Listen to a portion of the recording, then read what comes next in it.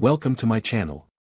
Subscribe, listen, and enjoy my stories every day. The light from the street lamps cast a warm glow over our favorite restaurant as Jessica and I slid into our usual corner booth. It was a cozy spot, tucked away from the bustling main area. Normally, it was our refuge, the place where we had shared countless laughs and heartfelt conversations over the years. But tonight, an unfamiliar tension hung between us. Jessica seemed preoccupied, tapping away at her phone, a faint smile flickering across her face with each message she received. She laughed under her breath a few times, too quiet for me to hear. "Everything okay?" I asked, attempting to keep my voice casual. She looked up, startled, like I'd broken some spell. "What?" "Oh, yeah, just work stuff." Her response came too quickly, too rehearsed. Something about it set me on edge. In our 15 years of marriage, I had never been one to question her. We trusted each other, or so I had thought. But recently, things felt off.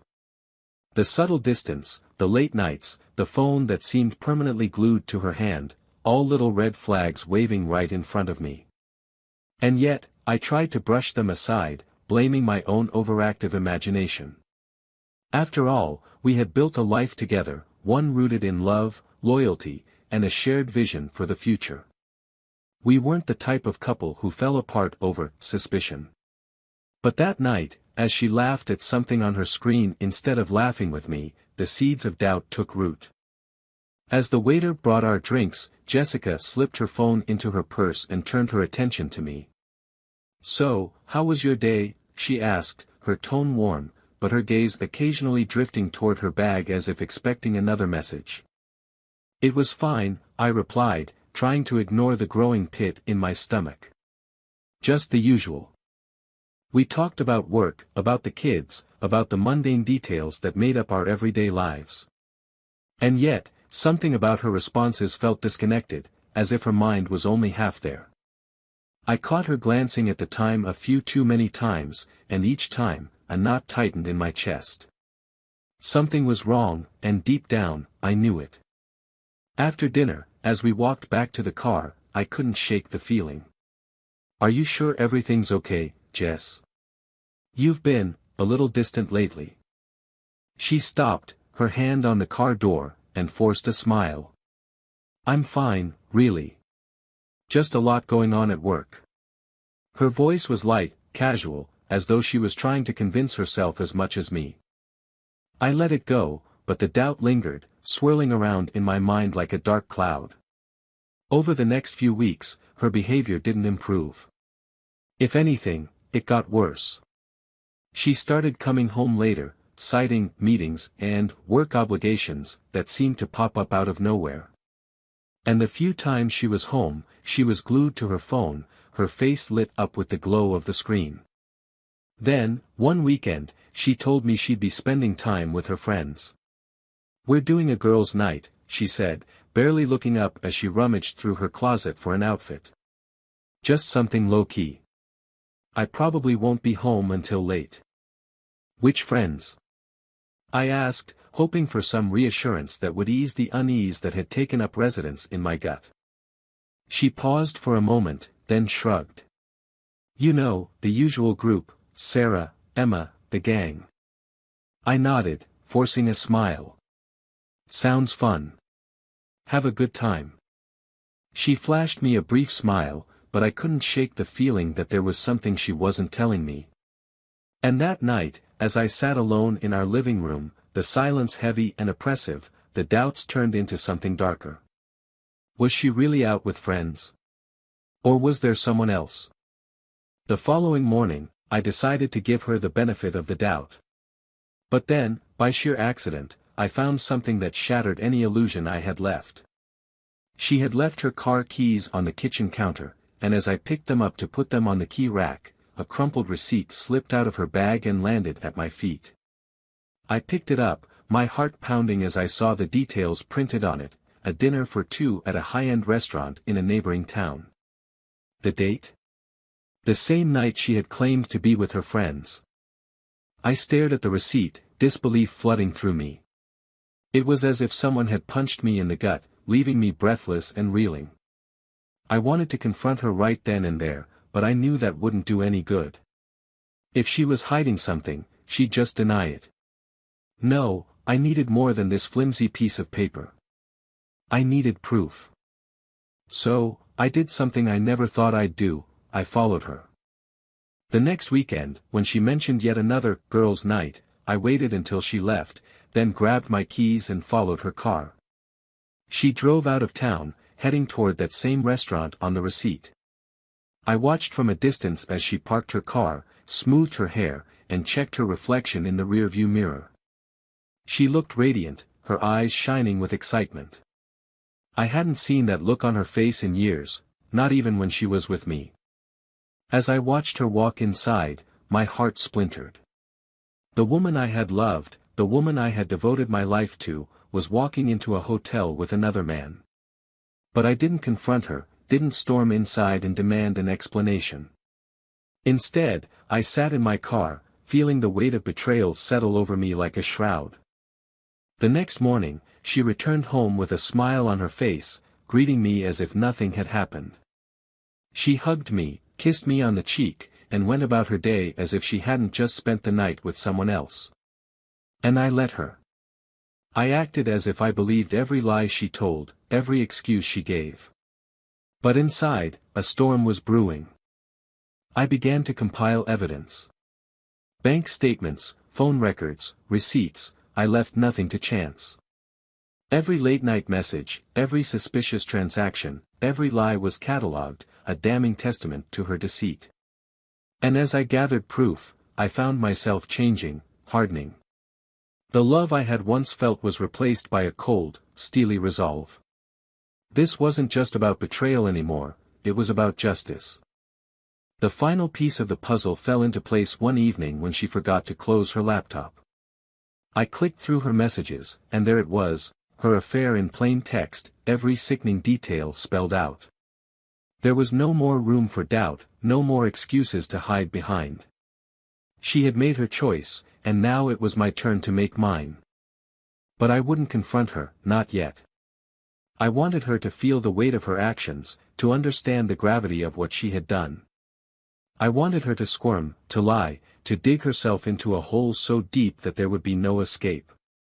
And so, I waited, biding my time, the silence between us thick with the secrets we both knew but refused to acknowledge. I spent the next few weeks pretending, playing the role of the oblivious husband while she continued her charade. Each lie she told, each excuse she made only fueled my determination. I could see her discomfort, the occasional flicker of guilt in her eyes when she thought I wasn't looking. It was almost satisfying, watching her stumble over her own web of lies. Finally, the time came to set my plan in motion.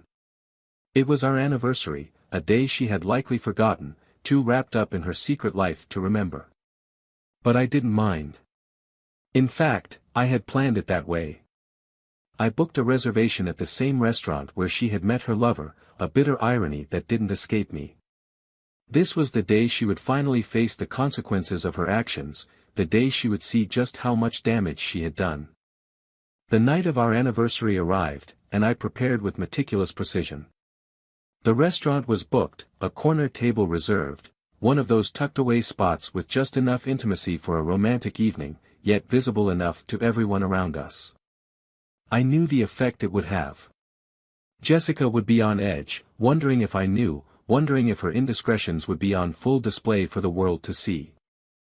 As I stood in front of the mirror, adjusting my tie, I thought about the years we had spent together.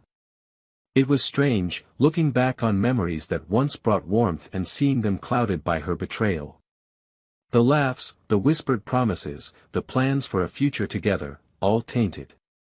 Now, those memories felt like they belonged to someone else, someone who had been foolish enough to believe in forever. Tonight was about reclaiming my dignity and making sure Jessica understood exactly what she had thrown away. Jessica came downstairs, her heels clicking softly on the wood floors. She was dressed in a sleek black dress, one I hadn't seen before. She looked stunning, and for a moment, I almost let myself believe in the illusion of us again. Almost. She caught my gaze and smiled, the kind of smile that would have melted me years ago, but now felt hollow, like something borrowed from her younger self. "Ready to go?" she asked, slipping her hand around my arm. I nodded, forcing a smile. "Yeah, let's make it a night to remember." The drive to the restaurant was filled with the usual small talk. She talked about her day, how work had been especially stressful lately. I nodded along, my responses automatic, my mind elsewhere. I wondered if she sensed anything, if she could feel the shift between us. But if she did, she didn't show it. We arrived at the restaurant, and the maitre d' led us to our table.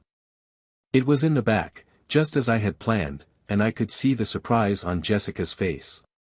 I could tell she hadn't expected this level of thoughtfulness, hadn't expected me to remember our anniversary.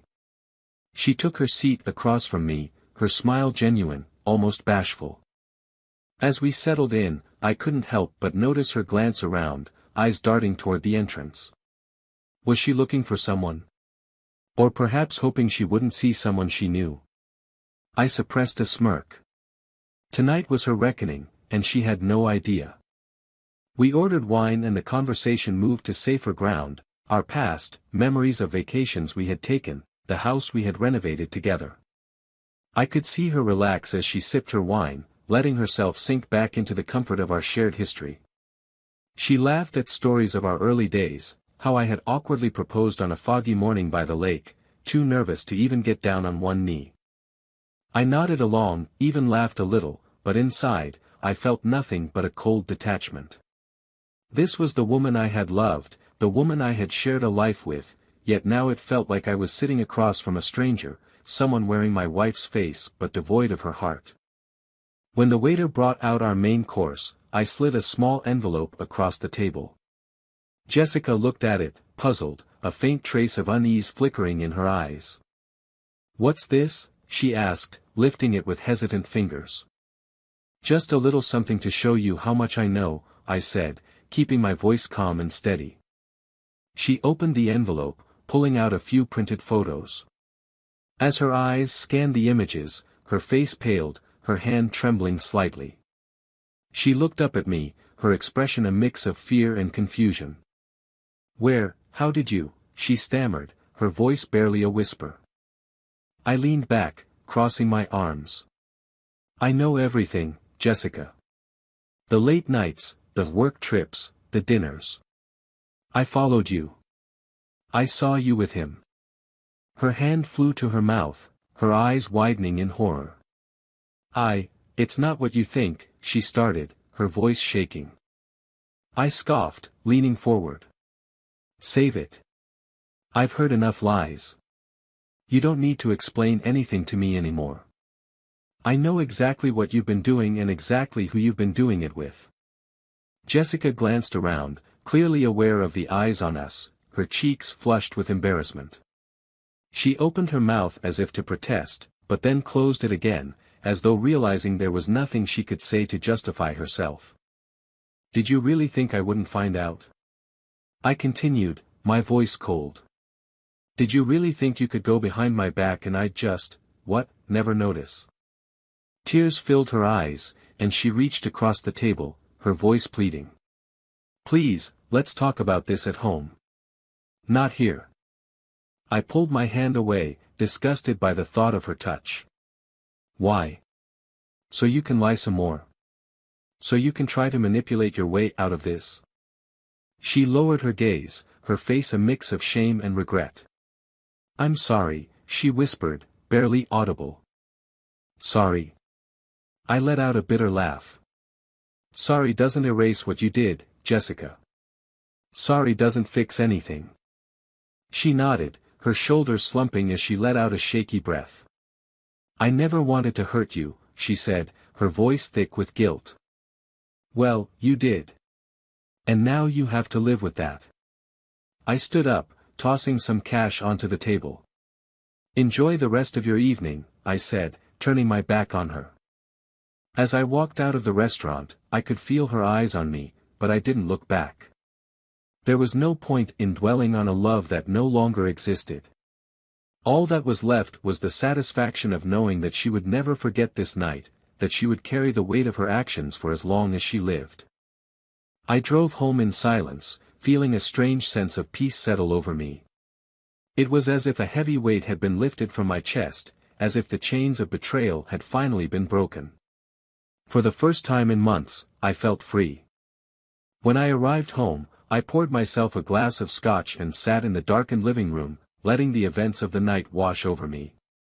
I knew there would be more conversations, more confrontations to come, but for now, I was content to let her sit in her guilt, to let her understand the gravity of what she had done. The door creaked open a while later, and I heard Jessica's footsteps as she approached. She stopped at the edge of the living room, her silhouette barely visible in the dim light. Can we talk?" she asked, her voice barely above a whisper. I took a sip of my drink, not bothering to look at her. "Talk? About what, Jessica? You've said enough." She let out a shuddering breath, stepping closer. "I know I made a mistake. I know I hurt you, but I want to make it right. I want to fix this." I finally turned to look at her, my gaze cold and unyielding. "Fix this? You think you can fix this with a few apologies?" Tears spilled down her cheeks as she nodded. "I'll do anything. I'll go to therapy, I'll quit my job, It's too late," I cut her off, my voice hard. "You've made your choices, Jessica. Now you have to live with them." Her face crumpled, and she sank to her knees, sobbing. It was a pitiful sight, but I felt nothing but a hollow emptiness as I watched her. "I love you," she whispered between sobs. "I never stopped loving you." I stood, setting my glass down, and walked past her without a word. Her hands reached out, grasping at me, but I pulled away, heading toward the stairs. Her broken whispers followed me, each word a reminder of the lies she had told, the promises she had broken. As I reached the top of the stairs, I turned to look down at her one last time. "You made your bed, Jessica," I said, my voice cold. "Now you get to lie in it." I walked into the bedroom, shutting the door behind me. I knew this was only the beginning of the end, but I had taken the first step. The rest of the journey would be difficult, painful even, but I was ready. I would rebuild my life without her. The house was quiet the next morning, a sharp contrast to the whirlwind of emotions from the night before. I woke early, the faint light of dawn creeping in through the curtains, casting long shadows across the room. Jessica wasn't beside me. I didn't know, or care, where she had slept. Somewhere downstairs, probably curled up on the couch, a small price to pay for the heartache she had brought into our home. I lay there for a moment, staring at the ceiling, letting the events of the past few weeks wash over me. There was a strange sense of clarity in knowing the truth, even if it was painful. I knew what I had to do now. It was time to make my plans, to set my boundaries, to regain control of my life and make sure Jessica understood that the world she had created for herself was crumbling. After a while, I got out of bed, showered, and dressed. I headed downstairs, half expecting Jessica to approach me with more apologies, more empty promises. But the living room was empty, save for a blanket tossed across the arm of the couch and a few discarded tissues. She had clearly cried herself to sleep, but I felt no sympathy. In the kitchen, I poured myself a cup of coffee and sat at the table, planning my next steps. I didn't want a dramatic confrontation, but I needed to make it clear that our marriage was no longer the same. She had broken it, and I was no longer willing to carry the pieces. I was halfway through my coffee when Jessica finally appeared in the doorway, looking disheveled and hollow-eyed. She clutched a mug, her hands trembling as she poured herself some coffee, then took a seat across from me at the table. For a moment, neither of us spoke. She looked at me with pleading eyes, but I kept my gaze steady, unflinching. "Did you sleep well?" she asked, her voice small and hesitant. I let the question hang in the air before answering. "Not really. I think we both know why." She flinched, but I didn't apologize. The silence stretched between us, thick with unspoken words. Finally, she took a shaky breath. "I don't know where to start," she whispered, her eyes focused on the table. "I'm so sorry for everything. I know I hurt you, and I know I don't deserve your forgiveness, but I just don't know what to do." I took a sip of my coffee, letting her words sink in. She had always been good with apologies, with saying the right things, but now, they felt empty. I set my cup down, my gaze hardening. "You had plenty of time to figure out what you wanted to do, Jessica. Months, apparently. Now it's my turn." Her face crumpled, and she leaned forward, clasping her hands together. "Please, just give me a chance to make this right. I'll do anything. I'll quit my job, I'll cut off all contact with him, I swear, I'll do whatever it takes." I looked at her, feeling the weight of all the broken promises and shattered dreams between us. Part of me wanted to believe her, to cling to the hope that maybe things could go back to the way they were. But the rational part of me, the part that had spent countless nights lying awake, was stronger. "It's not that simple," I said, my voice cold. "You destroyed our marriage, Jessica. You made the choice to betray me, to lie to me, and now you expect me to just, forget about it." She shook her head, tears spilling down her cheeks. "No, I don't expect that. I know I messed up, but please don't throw everything away. We have so much history, so many memories. I don't want to lose you." I laughed bitterly, the sound harsh in the quiet kitchen. "Funny, you weren't worried about losing me when you were sneaking off to see him." Her face turned red, and she looked down, ashamed. "I know. I was selfish. I don't have any excuse for what I did. I was wrong. But I want to make it right. I'll go to therapy, we can go to couples counseling, please, let's at least try." I stared at her, feeling the weight of her desperation. She was grasping at straws, trying to salvage something that was already broken beyond repair. But I knew that no amount of therapy or counseling could erase what she had done. Trust, once broken, couldn't be mended with mere promises. "I don't think that's going to be enough," I said, my voice steady. "You've crossed a line that can't be uncrossed. You made your choice, and now you have to live with the consequences." Her shoulders slumped, and she covered her face with her hands, sobbing softly. Part of me wanted to comfort her, to reach out and tell her that it would be okay. But I stayed rooted in my seat, watching her unravel. This was her mess, and I wasn't going to clean it up for her. After a few moments, she looked up, her eyes red and swollen. What do you want from me?" she asked, her voice barely a whisper. "I want you to pack a bag and leave," I said, the words coming out colder than I intended. "Take some time to think about what you've done, about what you've lost. Maybe then you'll understand the gravity of your choices." Her mouth dropped open, shock etched across her face. You're kicking me out?" I nodded, my expression unyielding. "Yes. I need space, Jessica. I need time to figure out what I want, and I can't do that with you here, reminding me of everything you've done." She looked at me, her eyes wide with disbelief. "Where am I supposed to go?" "I don't know," I replied, shrugging. "That's not my problem. You made the choice to put yourself in this position." Her face crumpled, and she looked away, the weight of my words settling over her.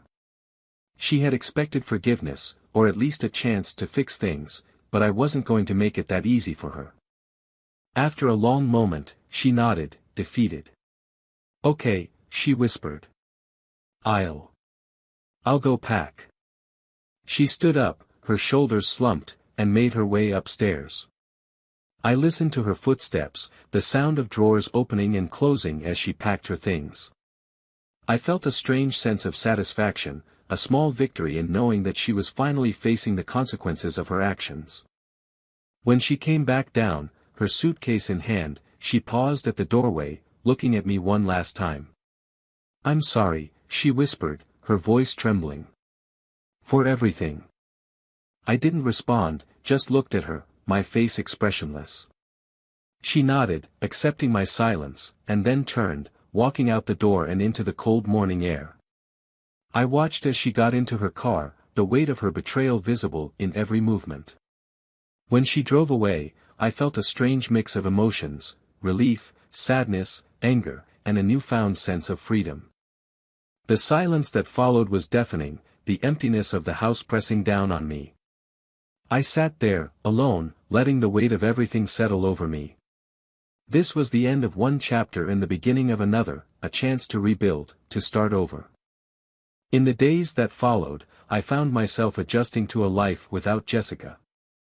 I went to work, kept busy with projects, filling my time with anything that would keep my mind from drifting back to the memories we had shared.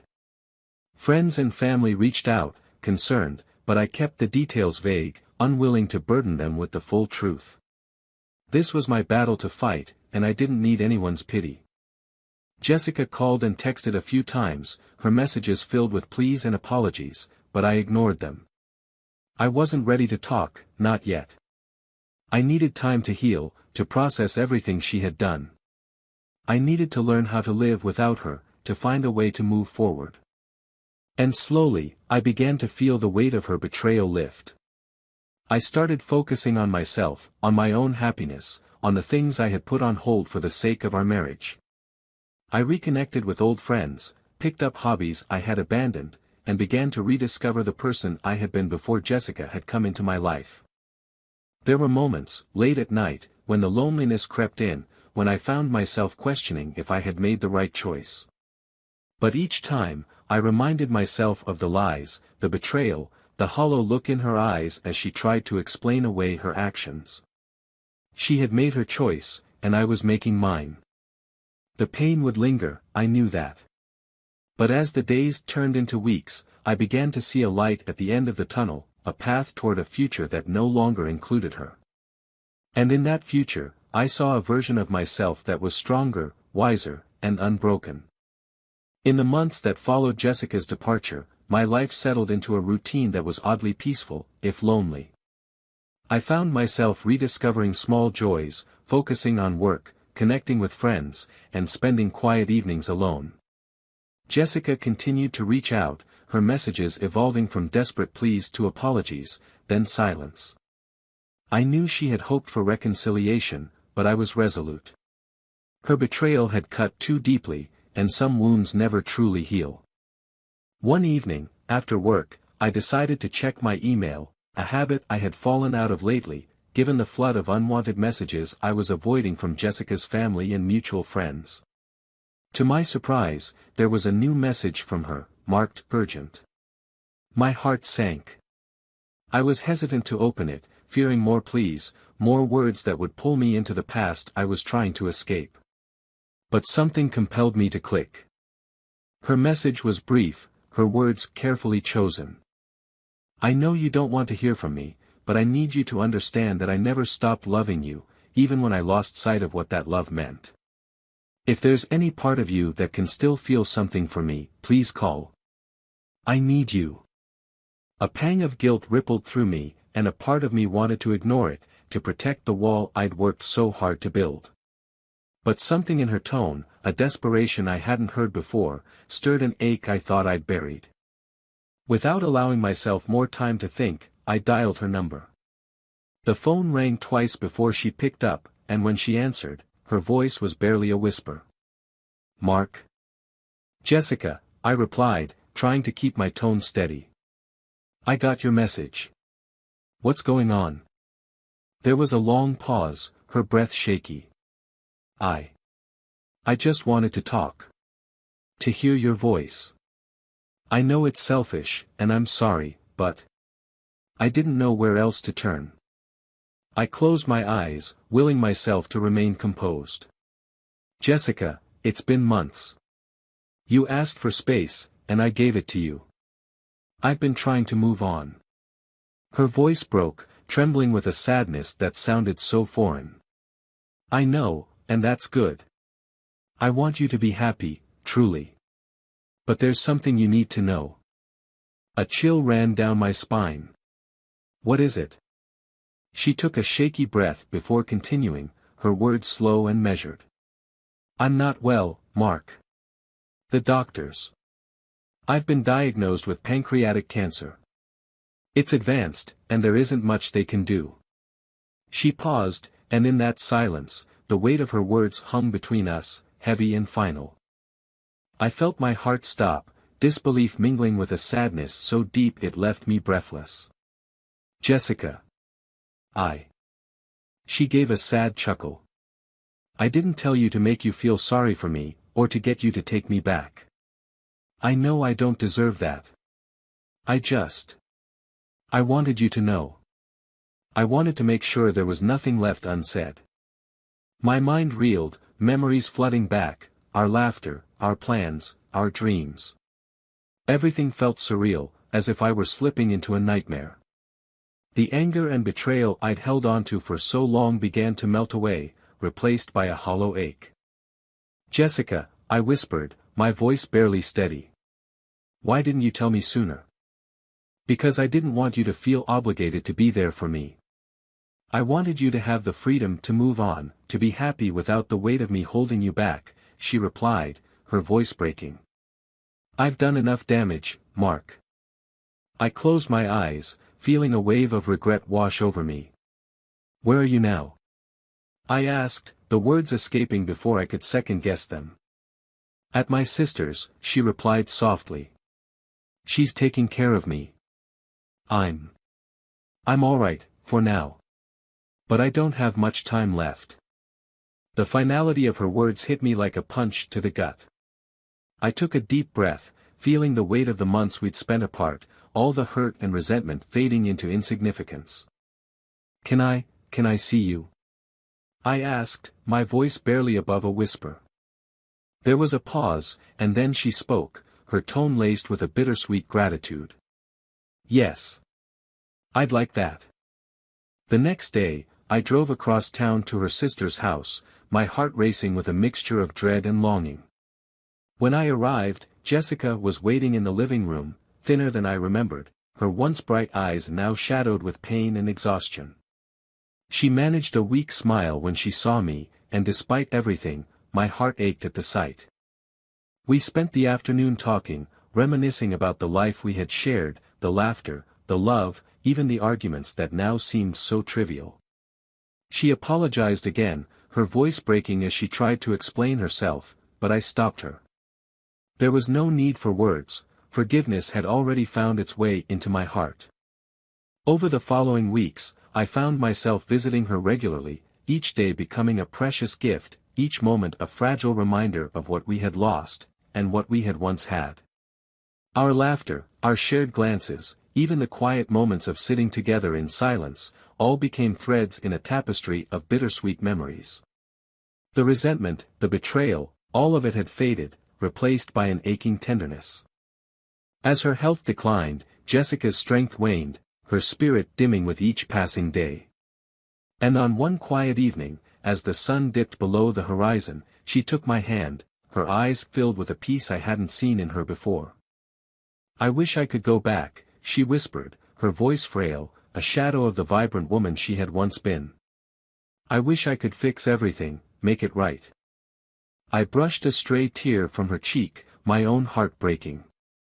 You already have, Jess. You've already made it right. She gave a small, tired smile, squeezing my hand weakly. Thank you, Mark. For everything.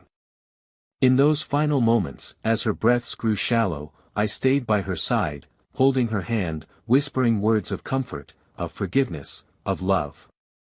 And when her grip finally loosened, when her hand went still in mine, I knew that she was at peace.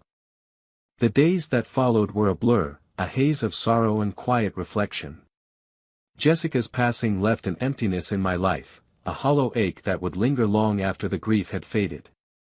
But as I sorted through her things, as I found photos and notes she had saved over the years, I realized that our story, despite its flaws, had been filled with moments of beauty, of connection, of love that could never truly be erased. In the end, Jessica taught me a lesson I hadn't expected. Life was fragile, fleeting, and forgiveness was perhaps the only way to heal. She had made mistakes, just as I had. But in her final days, we had found a way to let go of the past, to forgive each other, and to find peace. And so, as I stood alone at her grave, the sun dipping low in the sky, I whispered a final goodbye, knowing that while she was gone, a part of her would remain with me forever.